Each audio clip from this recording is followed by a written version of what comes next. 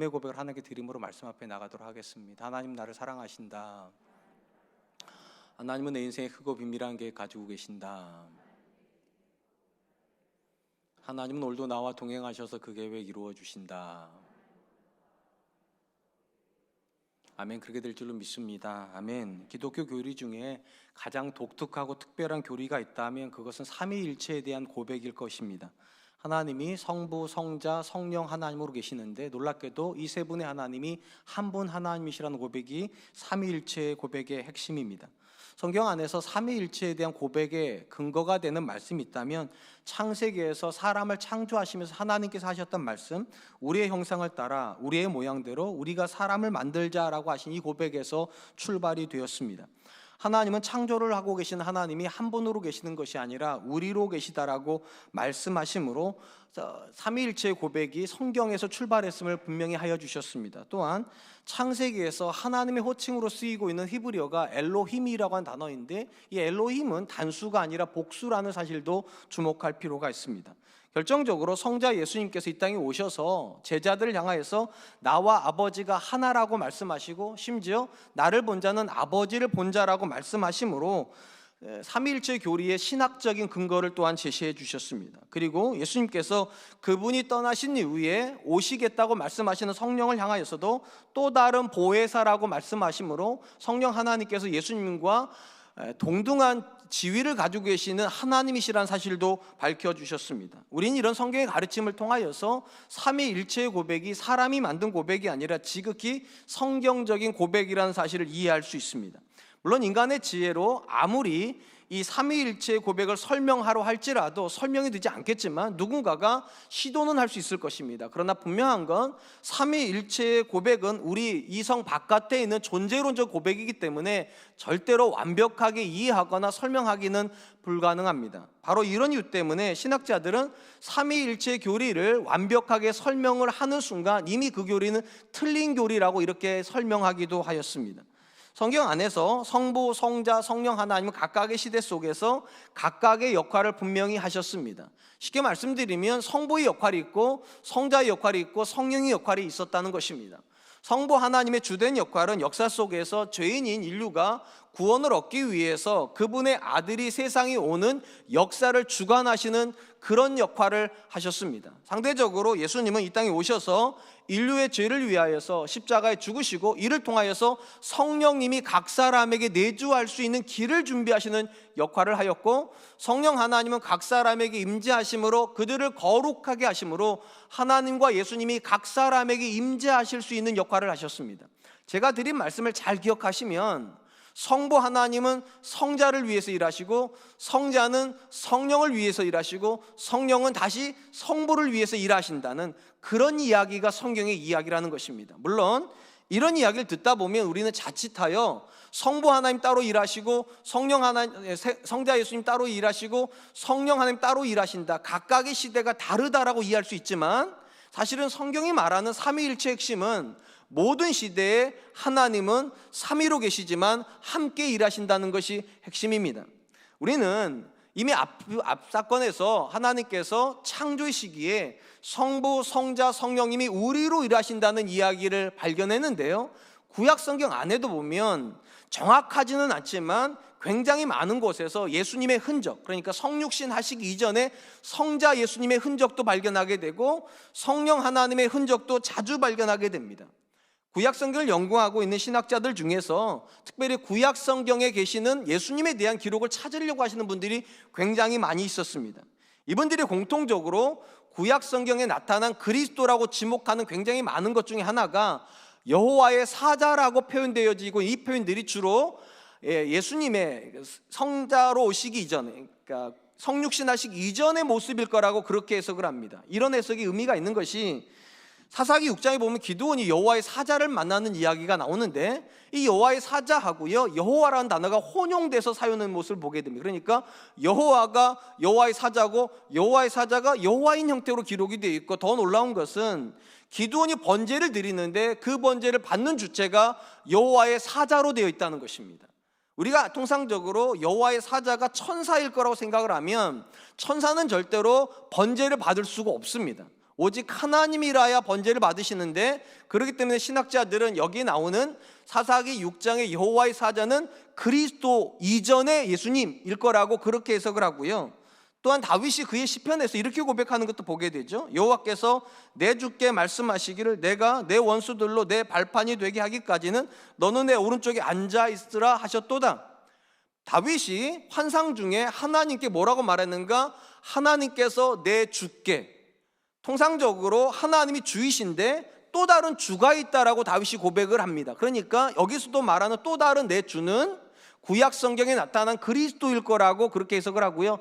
실제로 예수님께서 제자들이 보고 계신 앞에서 바리새인들과 논증을 할 때 다윗이 보았다고 말하는 그 내주가 자기 자신이라고 그렇게 설명을 하시는 모습도 보게 됩니다. 분명히 구약 성경 안에는 정확하게 예수님이다 이렇게 말하는 구절은 없지만 굉장히 많은 곳에서 구약 성경 안에서도 메시아이신 그리스도가 성육신 이전의 모습으로 일하셨다는 기록들을 발견하게 됩니다. 그렇기 때문에 우리는 이렇게 확신할 수 있습니다. 구약에도 예수님은 활동하셨습니다. 또한 이 예수님에 대한 기록보다 더 많은 기록이 성령님에 대한 기록입니다. 시대적으로 보면 하나님께서, 성부 하나님께서 예수님을 위해서 일하시고 예수님이 오신 이후에 성령님이 오셔야 하기 때문에 시대적으로 보면 성령님은 신약 쪽에서 나와야 되는데, 놀랍게도 구약 성경에도 굉장히 많은 영역에서 여호와의 영이라는 이름으로 성령님이 기록되는 것을 보게 됩니다. 우리가 잘 알다시피 하나님은 각 시대에 하나님의 사람들에게 그분의 영을 부으셨습니다. 이걸 신학적으로 말을 하면 하나님께서 각 사람에게 성령을 부으신 거고 그들은 성령의 감동을 받아 하나님의 일을 한 것입니다. 그런 점에서 구약 성경에도 성령 하나님은 계셨고 일을 하셨습니다. 다만 차이가 있다면 구약 성경에는 굉장히 제한된 특별한 사람들에게만 여호와 영이 부어졌다면 신약 시대 이후의 시대는, 그러니까 그리스도가 오시고 나서 이후의 시대는 모든 믿는 자에게 성령이 부어지는 시대라는 차이가 있을 뿐입니다.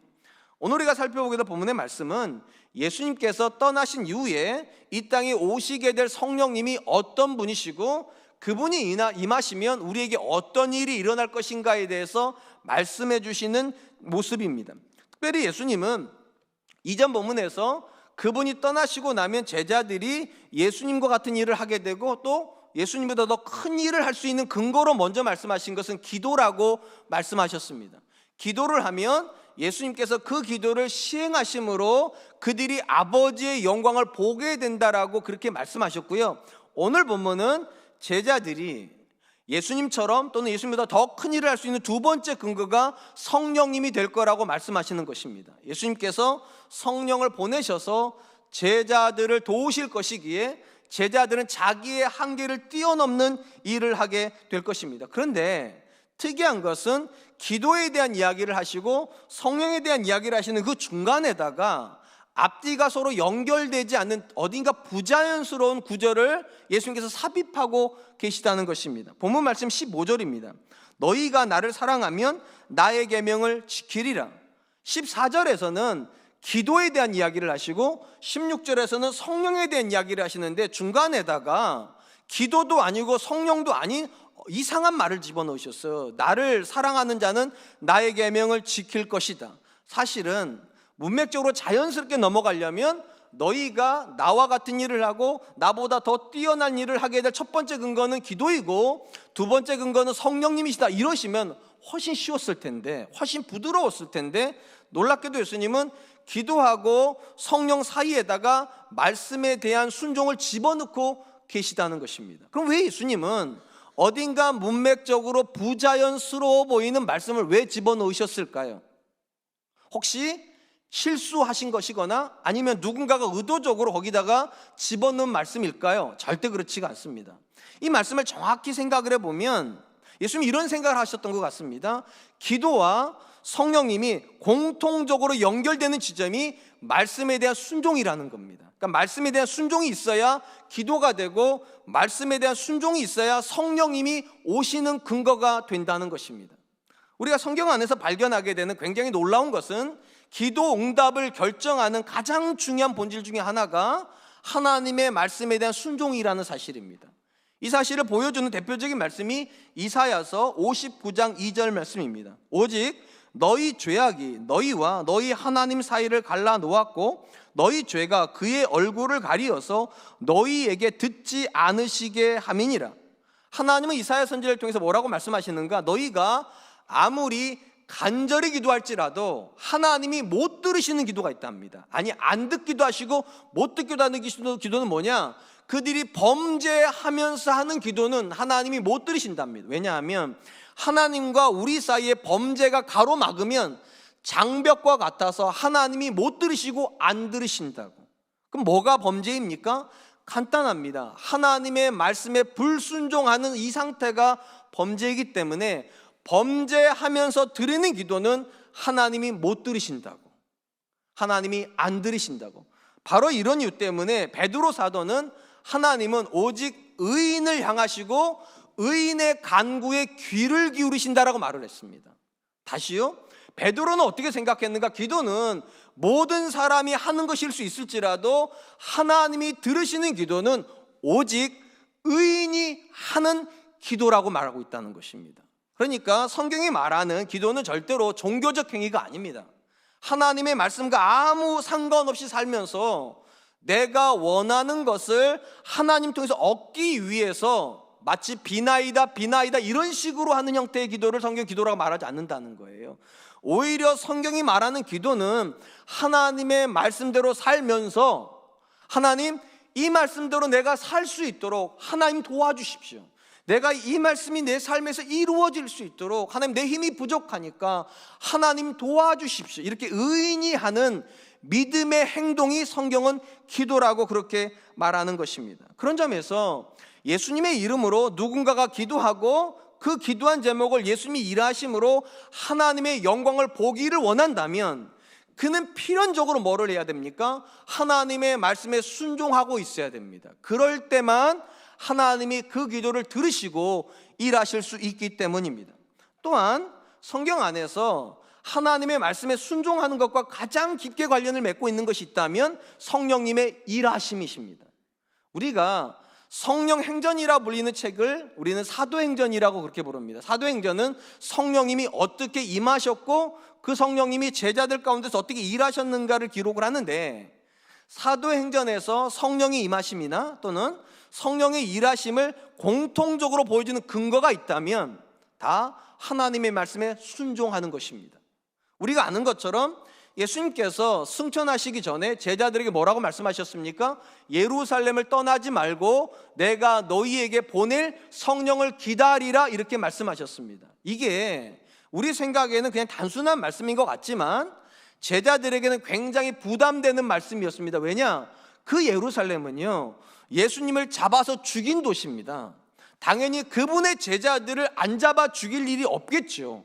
그러니까 제자들 입장에서는 하루라도 빨리 떠나고 싶은 도시가 예루살렘인데 예수님 뭐라고 말씀하셨습니까? 떠나지 말고 내가 너희에게 보낼 성령을 기다리라고 말씀하셨습니다. 그리고 제자들은 두렵지만 그 말씀에 순종하여 기다리고 있을 때 성령이 그들에게 임하였습니다. 순종할 때 성령이 임했습니다. 유대인에게요? 그럼 이방인들에게 성령이 임하는 현장은 달랐는가? 그렇지 않습니다. 우리가 잘 아는 것처럼 베드로가 환상을 봅니다. 어떤 환상을 봅니까? 부정한 음식을 먹으라고 하는 3번의 환상을 보고 그 다음에 누구를 만나게 되는가? 고넬료가 보낸 신하들을 만나게 됩니다. 문제는 이 고넬료가 이방인이라는 거예요. 유대인이었던 베드로 입장에서는 이방인의 집에 찾아가는 일은 절대로 하면 안 되는 일이라 생각을 했는데 성령께서 강권을 하세요. 그러자 베드로가 마음은 싫지만 순종하여 고넬료 집에 들어가서 그곳에서 무엇을 경험하게 되는가? 성령이 이방인들에게도 임하는 것을 보게 됩니다. 그러니까 사도행전에서 우리가 굉장히 여러 사건을 만나지만 공통점은 하나입니다. 불순종하는 현장에 성령이 임하는 것이 아니라 언제나 하나님의 말씀에 순종하는 현장에만 성령은 임하시고 일을 하셨다는 것입니다.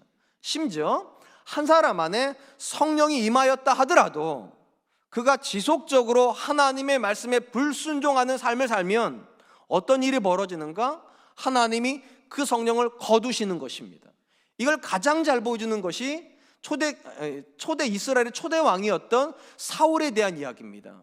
사울이 왕이 되었을 때 하나님이 그에게 여호와의 영을 부으셨습니다. 그런데 그때로부터 그가 지속적으로 하나님의 말씀에 불순종하자 성경은 어떻게 기록을 합니까? 이렇게 기록을 합니다. 사무엘상 16장 14절 말씀, 여호와의 영이 사울에게서 떠나고 여호와께서 부리시는 악령이 그를 번뇌하게 하신지라.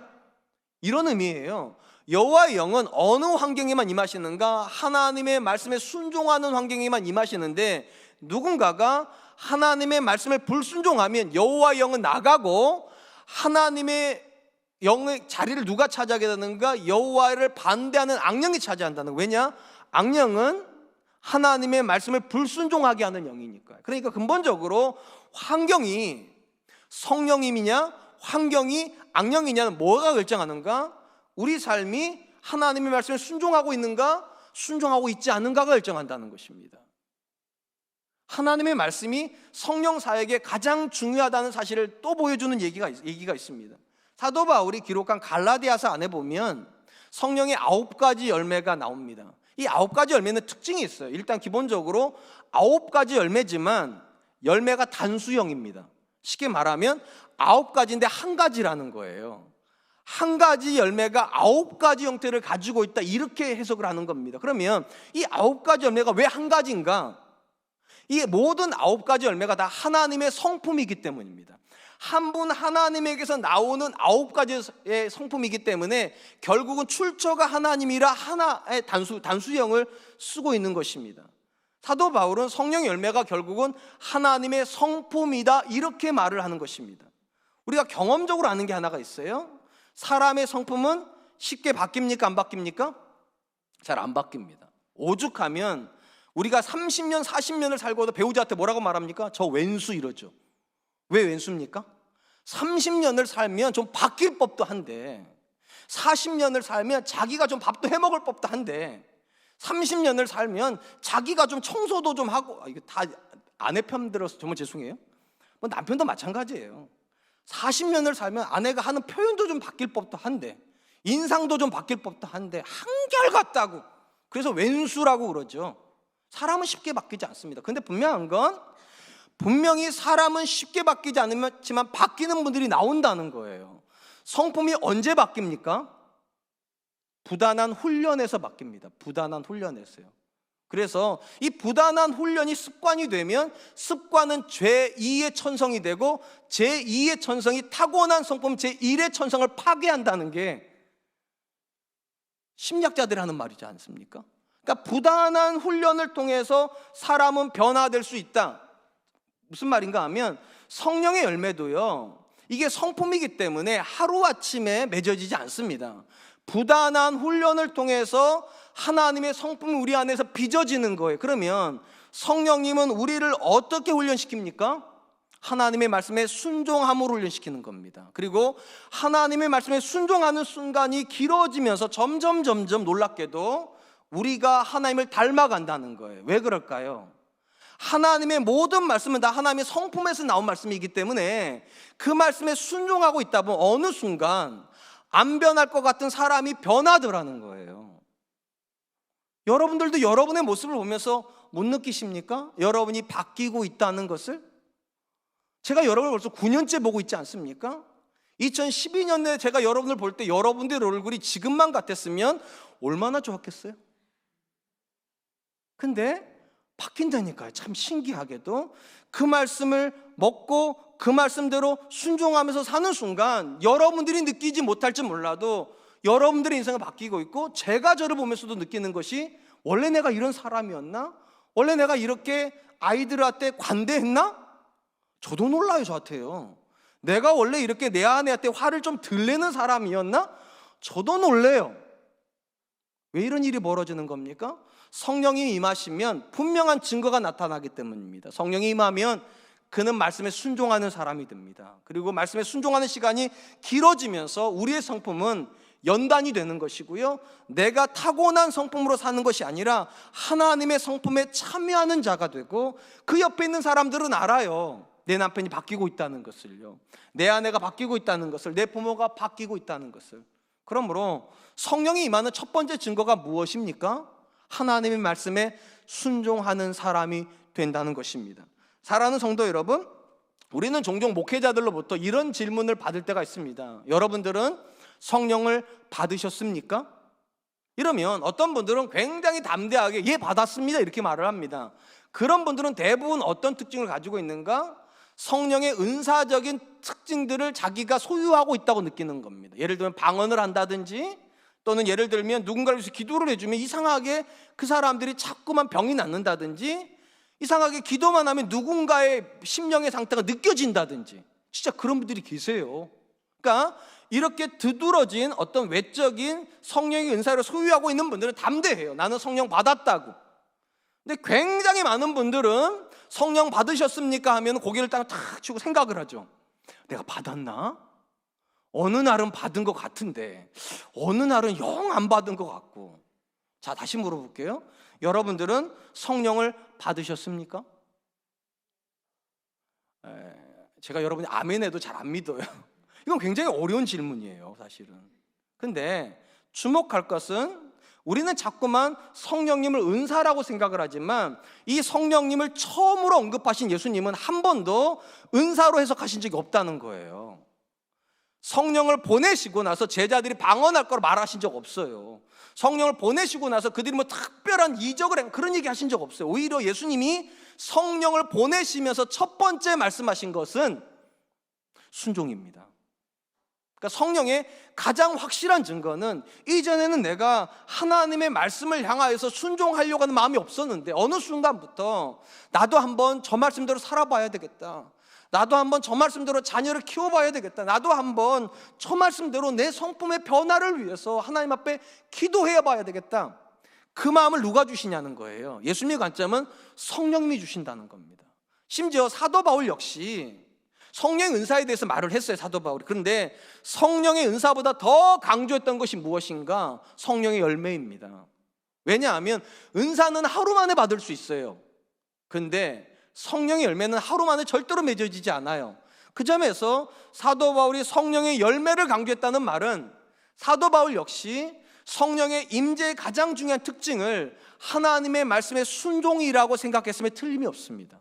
그러므로 누군가가 여러분들한테 여러분들은 성령을 받았습니까? 하면 은사를 생각하시면 안 돼요. 내 삶을 생각해야 돼. 내 삶을요. 내가 과연 성령을 따라 순종하는 삶을 살고 있는가? 이 질문인 거예요. 나는 과연 하나님의 성품에 참여하기 위해서 오늘도 내 자신을 포기하고 그리스도의 말씀을 따라서 살려고 하는 의지가 있는가? 그리고 성령은 그렇게 하신다는 거예요. 의지 박약한 사람한테도 성령이 임하면 그는 반드시 말씀대로 살려고 하는 이전에 없었던 의지가 생기고요, 이전의 성품이 아니라 그리스도의 성품으로 살고 싶어하는 욕망이 생기는 거죠. 그래서 예수님 잘 믿는 남편은요, 좋은 남편 되고자 하는 욕망이 생기는 겁니다. 예수님 잘 믿는 아내는요, 아내를 존경하는 아내가 되고 싶은 열망이 생기는 거고, 예수님 잘 믿는 부모는 내 자녀한테 하나님을 보여주는 하나님의 성품으로 양육하는 부모가 되는 열망을 가지게 되는 겁니다. 저는 우리 사랑과 은혜교회 성도님들이 이 가정의 달을 맞이해서 다른 거 구할 것이 아니라 성령 하나님 내게도 강하게 임재해 주셔서 내가 그리스도의 성품, 하나님의 성품을 닮아갈 수 있도록 말씀에 순종하는 사람 되게 해주십시오. 이렇게 기도하는 저와 여러분 되시기를 축복합니다. 한편 예수님은 그분을 믿는 성도들로 하여금 예수님이 보내실 또 다른 보혜사를 기다리라고 말씀하시면서 보혜사의 성격에 대해서 이렇게 말씀하십니다. 요한복음 14장 16절로 17절입니다.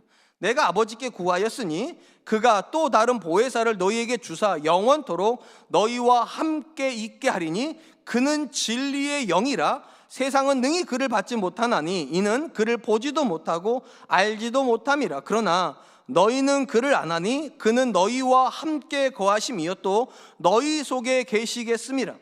예수님은 제자들을 떠나면서 하나님께 기도를 해서 또 다른 보혜사를 너희에게 보내시도록 하겠다라고 약속을 했습니다. 주목할 건 예수님께서 성령님을 또 다른 보혜사라고 말하심으로 이미 이전에 보혜사가 있었다라고 말씀하시는 거예요. 그러면 예수님이 말씀하신 이전에 있었던 보혜사가 누굴까요? 예수님이십니다. 예수님이 제자들 곁에 있으면서 제자들을 도왔던 것처럼 이제 또 다른 보혜사가 나를 대신해서 와서 너희 곁에 있으면서 너희를 도울 거라고. 그래서 성경이 말하는 성령은 단순히 여호와의 영이 아닌 겁니다. 또 다른 보혜사, 예수님과 똑같은 지위를 가지고 계시기 때문에 성령 하나님이라고 우리가 고백을 하는 거예요. 그렇다면 예수님이 말씀하신 이 보혜사라고 하는 것은 어떤 의미를 가질까요? 일단 이 보혜사라고 하는 단어의 헬라어는 파라클레토스라고 하는 단어입니다. 파라클레토스라는 단어는 굉장히 설명하기가 어려운 단어. 왜냐하면 의미가 굉장히 많아요. 단순히 말하면 문자적으로만 보면 누군가 곁에서 누군가를 도와주고 있는 사람입니다. 그러니까 도와주려고 곁에 와 있는 사람을 파라클레토스라고 부르는데, 이거를 법률 용어로 바꾸면 변호사가 되는 겁니다. 이 존재를 도와주려고 옆에 밀착, 파라가 옆에란 뜻이거든요. 바로 옆에 붙어가지고 대신 무언가를 해주고 있는 사람. 그래서 영어 성경은 이 단어를 주로 어떻게 번역을 하는가? 대언자, 그러니까 대신 말해주는 자, 그 다음에 상담자, 그의 마음을 헤아려 주는 사람, 위로자, 그의 마음을 위로해주는, 옆에 와가지고 그 이야기를 들어주고 그를 위해서 무언가를 해주고 있는 사람이라고 이렇게 번역을 하는 겁니다. 주목할 것은 이 본문에서 예수님께서 어떤 의미로 말씀하셨던 간에 예수님이 강조하고 있는 가장 중요한 뜻은 너희들 곁에 항상 계실 거라는 겁니다. 본문 읽어보시면 그래요. 예수님이 계속 강조하는 것은 나는 떠나겠지만 또 다른 보혜사는 너희와 영원히 함께 있을 것이다. 함께 있으시면서 우리의 말도 해주실 것이고, 함께 있으면서 우리를 변호도 해주실 것이고, 함께 있으면서 우리의 심령을 만져도 주시고 위로도 해주실 거라는 겁니다.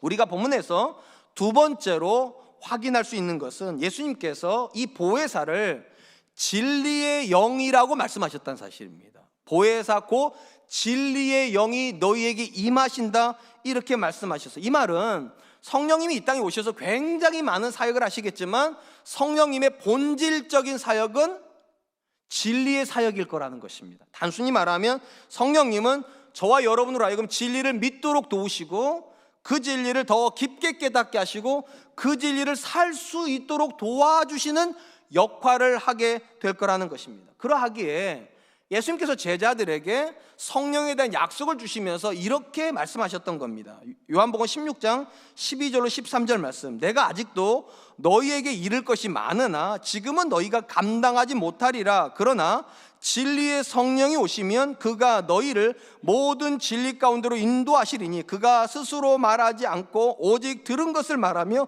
장래 일을 너희에게 알리시리라.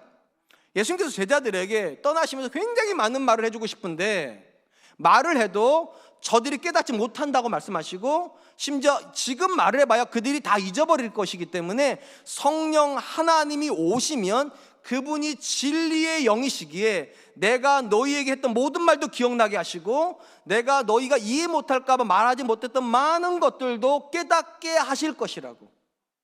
그래서 예수님께서 말씀하시는 진리의 영인 성령의 본질은 능력 아닙니다. 본질은 은사도 아닙니다. 본질은 진리의 영이십니다. 이게 왜 중요하냐면 우리는 굉장히 많은 부분에서 성령님을요 은사에 국한시키고 능력에 국한시키려고 하는 경향이 굉장히 많아요. 그래서 한국교회 안에서도 성령에 대한 사역을 강조하는 사람들은 다 뭐 하는 분들이십니까? 놀랍게도 다 기도사역 하시는 분들이에요. 성령을 받아라 하면 뭘 받는 겁니까? 방언 받는 거잖아요. 우리 한국 사회에서는요. 굉장히 많은 경우에서 우리는 성령 사역은 은사 사역일 거라고 착각을 합니다. 그런데 이 성령을 말씀하신 예수님은 성령님을 은사라고 말씀하신 적이 한 번도 없어요. 진리의 영이세요.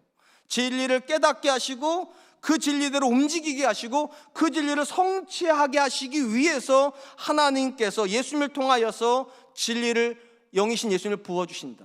이 말을 오해하시면 안 되는 것이, 진리의 영이 오셔도 역시 우리 안에 하나님의 능력이 임할 수 있습니다. 진리의 영이 오셔도 우리 안에서 성령의 은사가 일어날 수 있어요. 그런데 그게 본질은 아니에요. 진짜 본질은 진리의 영이시기 때문에 우리가 성령에 충만해지면 질수록 그 사람은 하나님의 말씀을 갈급하게 될 거라는 겁니다. 성령의 두 번째 특징이 무엇입니까? 성령이 임하시면 모든 성도는 진리를 알고 싶어 한다는 겁니다. 그 말씀을 조금이라도 더 깨달아서 이전보다 그 말씀에 더 순종하기를 열망한다고. 심지어 기도의 영역에서도요, 성령의 역할은 우리가 생각하는 것과 좀 달라요. 우리는 기도하는 중에 성령이 임하면 방언하는 줄로 압니다. 그런 일이 있을 수 있어요.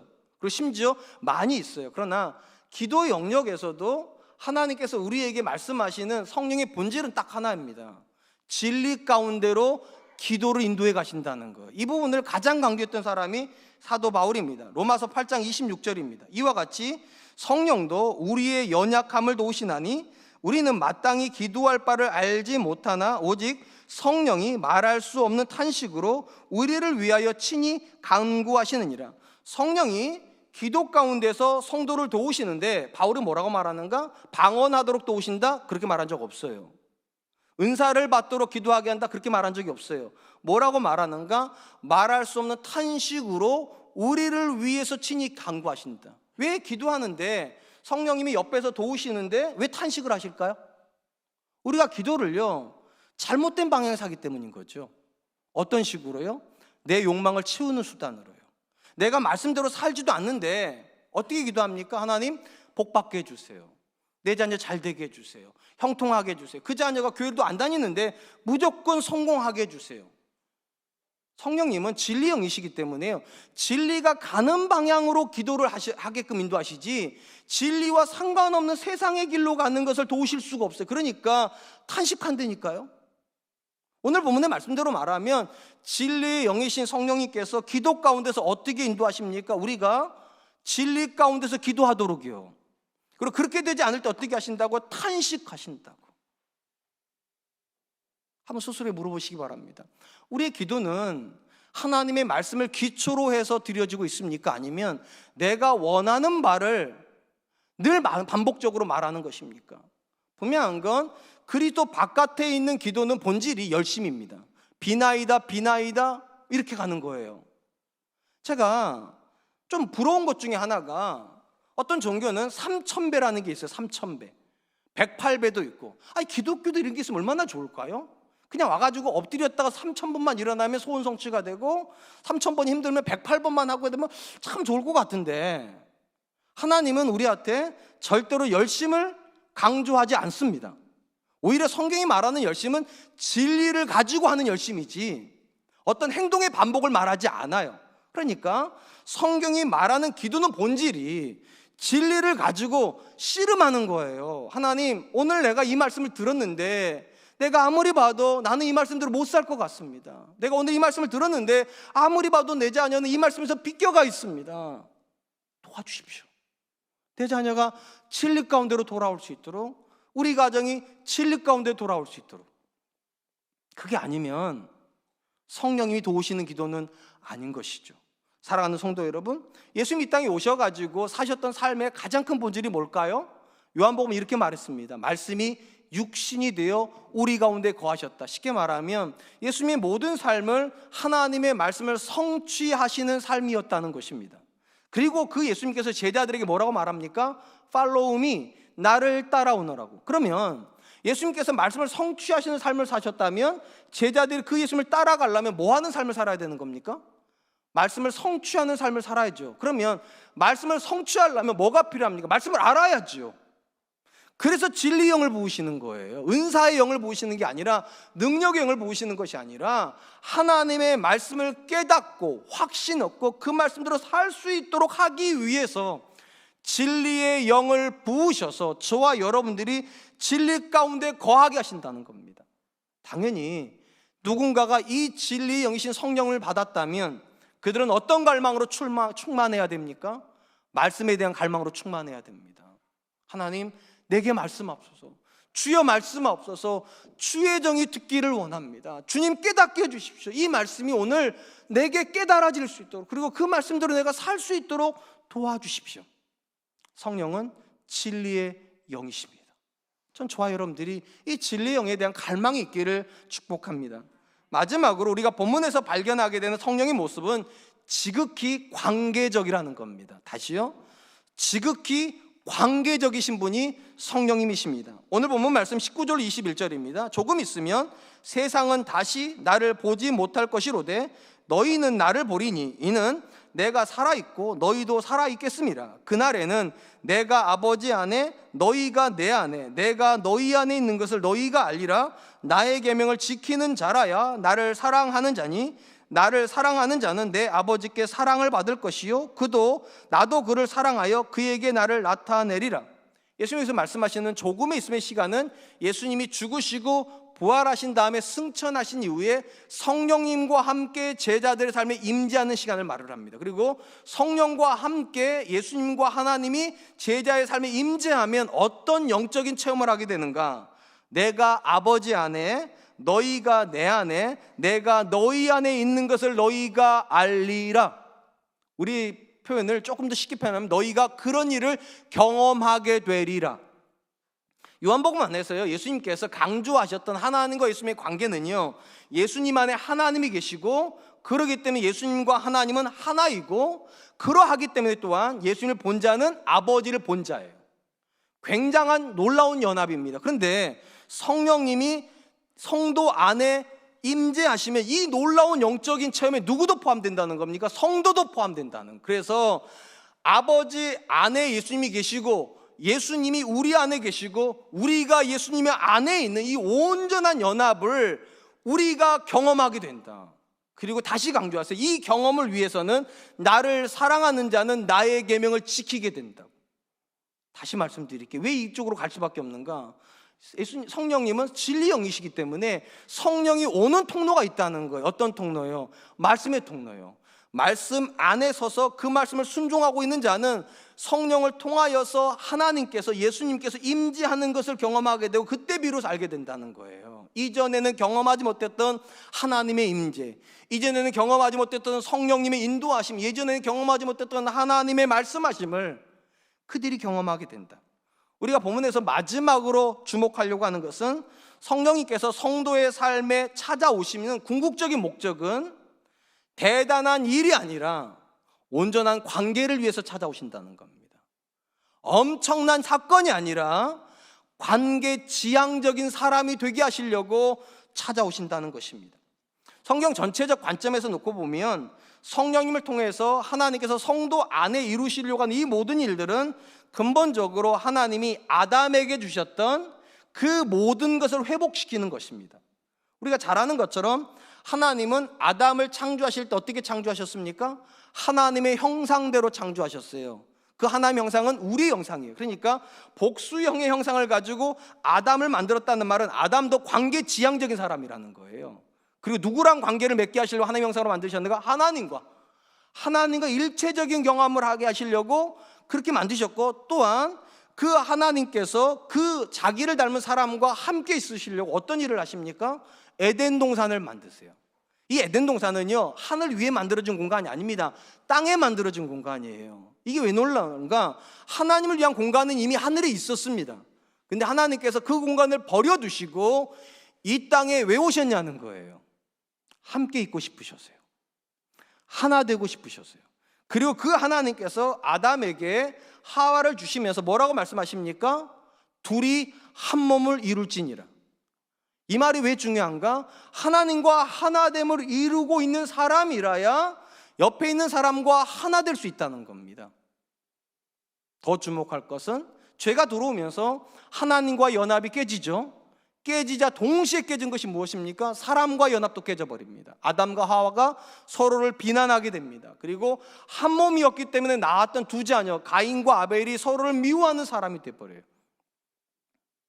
모든 관계는 하나님께 지향할 때만 건강합니다. 하나님과 하나 될 때만 모든 관계는 건강합니다. 그러면 예수님께서 말씀하신 것처럼 성령님이 우리 삶 가운데 임재하시면 어떤 일이 벌어집니까? 이걸 가장 잘 보여주는 것이 사도행전 2장의 기록입니다.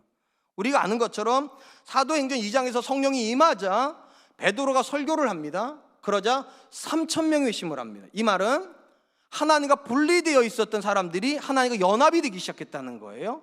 여기가 끝이 아닙니다. 하나님과 연합이 됐던 이 3,000명의 회심자들이 집에 돌아가서 어떻게 합니까? 모이기를 힘쓰기 시작하고요, 서로의 필요를 채워주는 사람이 됩니다. 서로에게도 연결이 됩니다. 이게 끝이 아닙니다. 서로에게 연결이 되자 그들이 서로를 사랑하고 서로를 섬겨주자 믿지 않았던 사람들이 이들을 칭송하고 날마다 교회에 들어오는 사람들의 숫자가 증가하더라. 이들 안에 하나님의 일하심을 그들이 보기 시작했다는 겁니다. 성령님은 어떤 분이십니까? 성령님 우리 삶에 찾아오셔서 일단 우리와 하나님의 관계를 연결시켜 주십니다. 그리고 이 연결된 사람은 누가 강요하지 않아도 옆으로 연결이 됩니다. 그래서 그들 안에서 하나됨이 이루어지고 이것 때문에 믿지 않는 사람들이 알아요. 저들은 다르구나. 예수님 믿는 남편은 다르구나. 예수님 믿는 아내는 다르구나. 예수님 믿는 부모는 다르구나. 여러분 한 번만 여쭤볼게요. 여러분 뜬금없이 여러분의 남편이 너무 사랑스러워 보인 적 있으십니까? 뜬금없이 바로 모르더니 이러시는데 그냥 좀 생각 좀 하고 대답을 하세요. 뜬금없이 여러분의 아내가 너무 아름다워 보이신 적 있습니까? 속으로 이러실 거예요. 한 50년 살아보시라고. 다 똑같다고 이러실 텐데 저는 그렇게 생각하지 않습니다. 왜냐하면 제가 살아오면서 느끼는 게 있어요. 분명히 저는 똑같고 제 아내도 똑같고 제 아이도 똑같은데 제가 어느 날 정말 마음이 좋을 때가 있어요. 하나님을 향한 정말 감동이 있고 정말 하나님께서 나한테 막 임재해 계신다 느껴질 때가 있어요. 그럼 희한하게 누가 아름다워 보이는가? 제 아내가 아름다워 보여요. 요즘은 반대인 것 같더라고요. 제 아내가 저를 너무 사랑스러운 눈으로 쳐다봐요. 성령 충만한 거죠. 여러분, 성령의 충만함을 우리는 자꾸만 은사로 생각을 하니까 이걸 막연해져요. 근데 성경이 말하는 성령은요, 관계이세요. 관계. 하나님이 우리 안에 예수님이 우리가 예수님 안에 들어가는 걸 느끼게 만드시는 분, 관계적으로 충만하게 만드시는 분, 그리고 그 관계가 충만해지면 이게 흘러가게 돼 있어요. 내 남편이 바뀐 게 하나도 없는데 내가 성령 충만하다는 이유 하나만으로도 내 남편이 너무 사랑스러운 거고요, 내가 바뀐 게 하나도 없고 내 아내도 바뀐 게 하나도 없는데 성령 충만해지면 내 아내가 내게 너무 귀한 분처럼 느껴지고요, 세상 사람들 눈에는 그렇게 하찮아 보이는 자녀인데도 내가 성령이 충만해지면 내 자녀가 너무 귀한 보석처럼 느껴지죠. 그래서 사실은 모든 관계 회복은 하나님으로부터 출발합니다. 하나님과의 관계가 좋아지지 않으면 어떤 관계도 좋아질 수 없습니다. 하나님이 나를 사랑한다고 느끼지 않는데 내가 누군가를 사랑할 수 없습니다. 그래서 성령을 부으시고 말하는 거예요. 그날이 되면 예수님이 하나님 안에 너희 안에 내 안에 너희가 있는 것을 너희가 알게 되리라. 누가 성령의 임재를 경험한 사람입니까? 관계적인 사람이요. 이 마음속에 하나님이 주시는 관계가 올라오는 사람이요. 나 정말 하나님 말씀 때문에라도 내 남편 사랑해야 되겠다. 하나님 때문에라도 내 자녀를 정말 이전보다 더 품어줘야 되겠다. 내 아내를 긍휼히 여기는 사람 돼야 되겠다. 누가 주는 마음인가? 성령이 주는 마음이에요.